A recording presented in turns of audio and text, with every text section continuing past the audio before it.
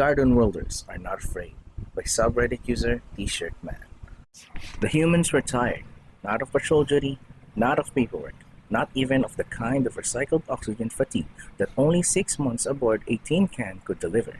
No, they were tired of being feared.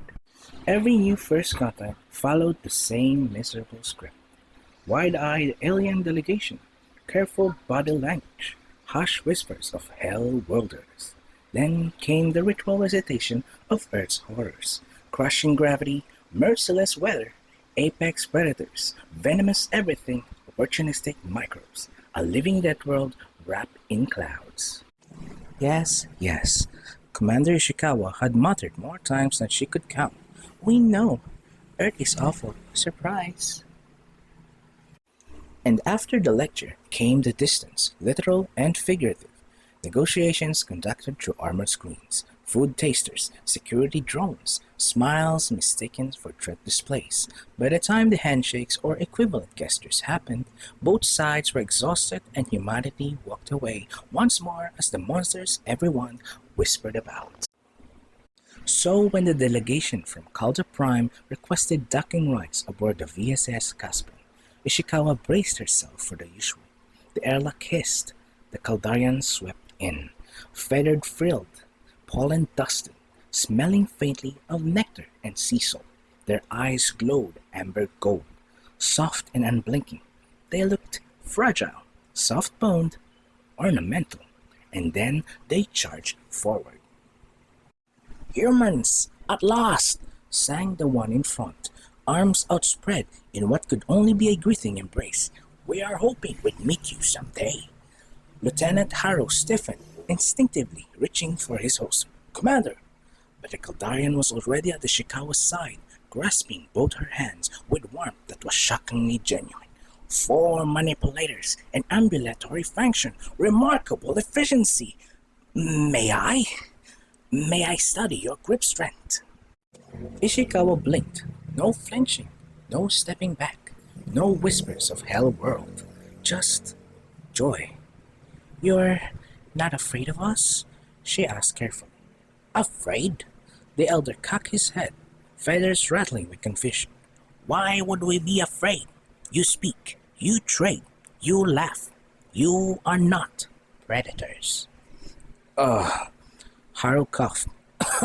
"Technically we are predators, forward-facing eyes, pack-hunting species, apex survivors." "Predators?" The elder repeated, like tasting a foreign word. "You mean you must hunt your sustenance?" Yes," Haru said, faltering. "We stalk, chase, kill." The elder blinked, then his feathers rippled in what seemed to be amusement. "Odd. So inefficient.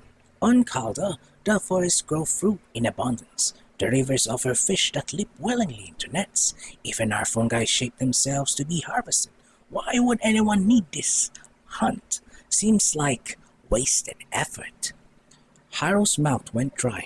Ishikawa could feel the tension rising behind her crew. Something primal was gnawing at their instincts, but she couldn't name it yet. She swallowed. "You mean you don't feel fear?" The elder shrugged with soft, musical laughter. "We know caution, we know pain, but fear? This compulsion to flee, to fight blindly. No. Why would anyone design such a thing? It sounds corrosive." The room was silent, save for the faint hum of the station, and Ishikawa realized with the dawning horror that the irony was complete. For centuries, humanity had been branded monsters, apex predators from a hell world, feared by every civilization they met. And now, finally, they had encountered a species that felt no fear at all. It was the first time in decades Ishikawa had seen her crew rattled, not by violence, not by threats, but by cheerful guileless acceptance. Later that day, the Caldarians insisted on a joint expedition. They want to see humans in their natural element. Haru got saddled with the escort duty.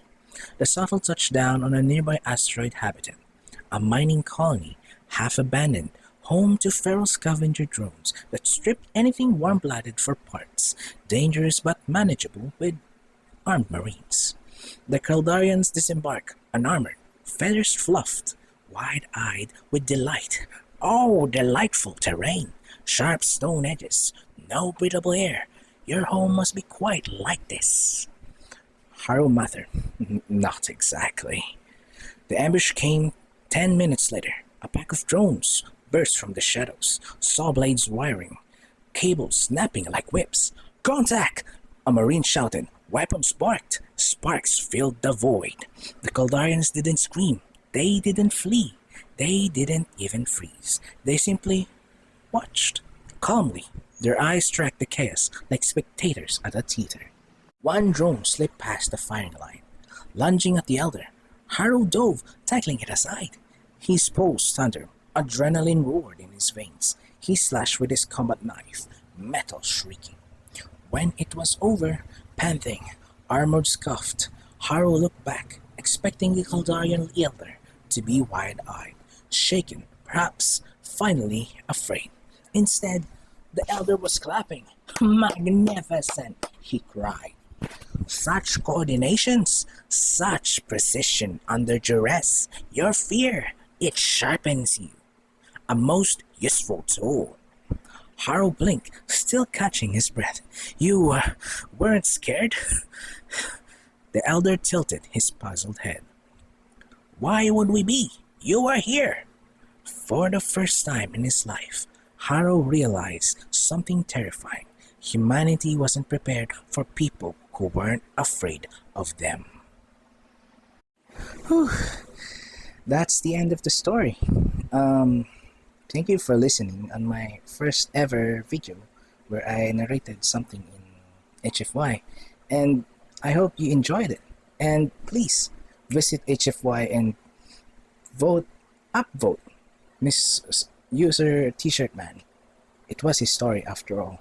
It was kind of refreshing. So thank you and see you later.